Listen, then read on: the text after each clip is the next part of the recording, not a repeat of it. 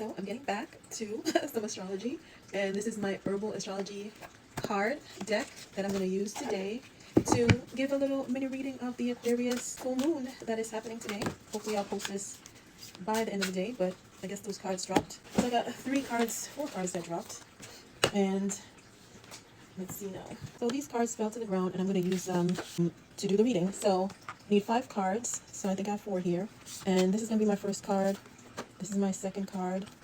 This is going to be my third card, my fourth. And then I'm going to shuffle again and then choose a card as my 5th card. So we have here 1.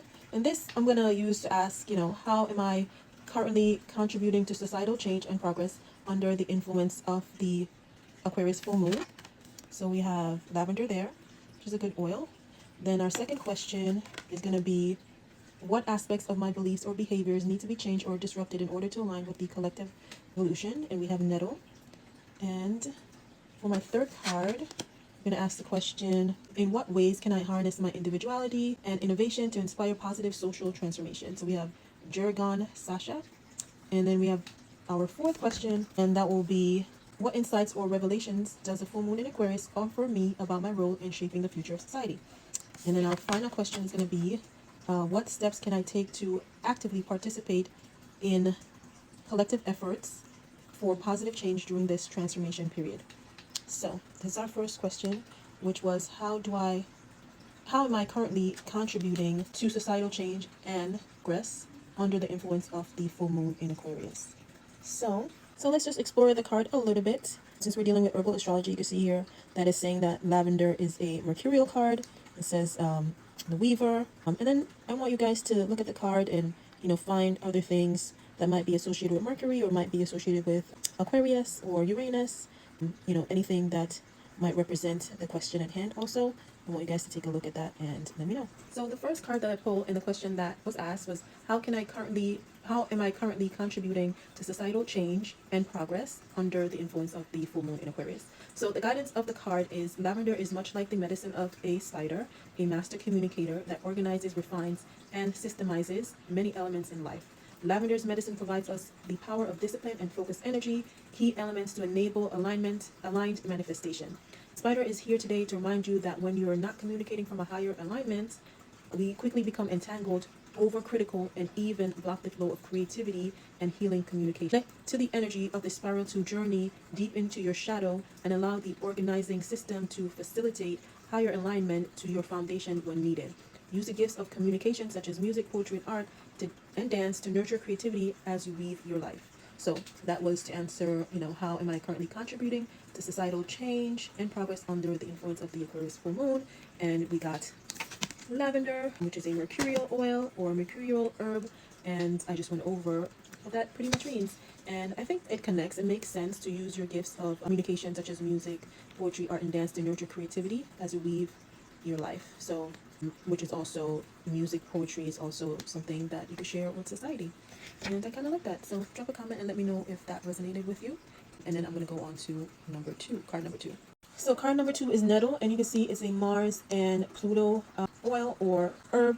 So nettle is about action, and I'm going to read the guidance of what nettle means to us. And the question that was asked was, what aspect of my beliefs or behaviors that need to be challenged or disrupted in order to align with the collective evolution? So nettle, as I said, is a familiar herb of Mars and Pluto, which are both associated anyways. The guidance for this herb is, Warrior Mars is a representation of our will to survive, protect, pursue, and act. Physically, the elemental fire within nettle activates to purify and strengthen. Emotionally and mentally, it directs ambition, sharpens intellect, and ignites leadership. On a spiritual level, nettle has the power of snake medicine, granting us the power of fire to transmute. Nettle medicine teaches you on a personal level to be strong, protective, and able to handle life in its complexity. You meet difficulties with patience and avoid frustrations, which is true. Don't withdraw your energy in the face of discomfort. If you have drawn this card today, there is a need within you to transmute some actions, thoughts, or desire. Release the outer skin of your present identity and draw upon the powers of fire to lead and act. I always feel like the cards are so good. But that's card number 2. What aspects of my beliefs or behaviors need to be challenged or disrupted in order to align with the collective evolution? And that was nettle. So I'm going to read the last part again, which I think maybe is, kind of give a summary of what card number 2 is saying, which is to release the outer skin of your present identity and draw upon the powers of fire to lead and to act. So even though like Mars gets a bad rep in astrology as being the angry planet, Aries also get a bad rep. When you use the energies positively, you have a pioneering, kind of straightforward, very direct energy. And this is card number 3, Jurgon Sacha, I believe. Another Mars oil. I guess like these fell in order in a way because my little cousin organized the cards, but I think maybe it makes sense. Well, that's why it's another Mars oil. So it kind of went in a little bit of order to some degree. So Jurgon Sacha, which is transfiguration. Again, look at the cards. You know, we have a tower here. We have some smoke coming out of the tower. We have some greenery, some dark colors, dark purple, dark red, brownish colors, fire elements. So transfiguration for question number 3, which is, in what ways can I harness my individuality and innovation to inspire positive social transformation?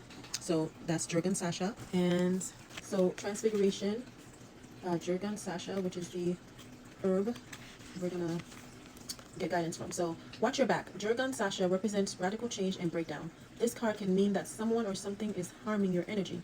If it applies to you, remember that the darkness of energies that bring crises or unforeseen changes can be transmuted into benevolence. Even the strongest of poisons can be medicine. The first step in neutralizing is recognition. The second step is removing fear and insecurity, and the third step is reconstruction of self. Examine life from a third-person perspective. I think that's good. Draw upon universal forces to transmute the environment, people, or situations that are depleting your life force. So instead of transformation, it says transfiguration, which, let's see, what does that mean? Transfiguration, pretty much means a complete change of form or appearance into a more beautiful or spiritual state. So I think that's kind of beautiful. So our third question was, in what ways can I harness my individuality and innovation to inspire social transformation during this full moon in Aquarius?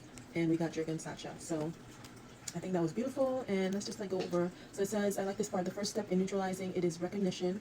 The second step is removing fear and insecurity, and the third step is reconstruction of self. Examine your life from a third-person perspective. It's kind of like when people talk about you have yourself, but then you have your higher self. So your higher self will be the perspective that you try to look at yourself through and draw upon universal forces to transmute the environment, people, or situations that are depleting your life force. So instead of, you don't need to destroy energy, you just transmute it or transfigure it into something more beautiful. I think that's amazing. 4, that was Milk Thistle. And the question was, what insights or revelation does the full moon in Aquarius offer me about my role in shaping the future of society? You have her little halo going there. You have the stars, so they all have some type of representation. So when you're looking at the cards, sometimes it's to look at, what it's saying to you, but I'm going to read the guidance. So Milk Thistle, as far as the guidance, it says it dispels the damaging and destructive thoughts that can induce an endless loop of self-sabotage. Abandon insecurity, gossip, and fear-based protection strategies that enable frustration or a false sense of growth. Do not waste your time trying to control what cannot be controlled. Like a peaceful warrior, set your boundaries firmly. Another Mars energy is boundaries, firmly and fearlessly. Like Badger, Milk Thistle, I guess that's a badger on her head. Milk Thistle shakes up systems that hinder innovation and halts patterns and behaviors that stunt growth. Know that what you are not changing, you are choosing. So I think that was good. So that was card number 4 again, Milk Thistle. What insights or revelations does the full moon in Aquarius offer me about my role in shaping the future of society? So our 5th and final question, we have the card, which is a Sun and Moon oil, Blue Lotus, which is intuition.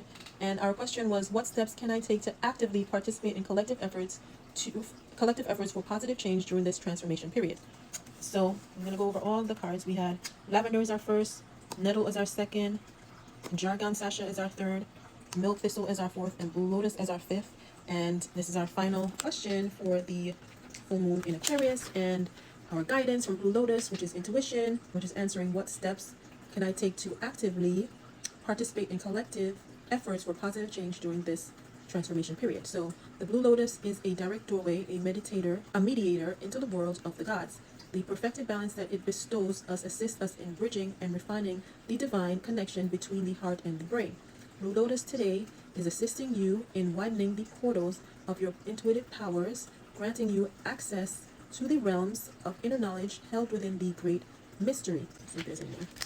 So that was our 3rd and final question. What steps can I take to actively participate in collective efforts for positive change during this transformation period, which is the Aquarius full moon And we got Blue Lotus, which is intuition, and it's saying that the lotus, rises or blooms from muddy waters. So don't let, that kind of force you to feel, in any which way that you're not worthy of beauty or of life, because, you come from the depths of something that is muddy. Don't allow the muddy waters of the blossoming process to suppress your intuition and beliefs in yourselves. So I think that was key. Very good card as our fifth and final card. This is about the Aquarius full moon.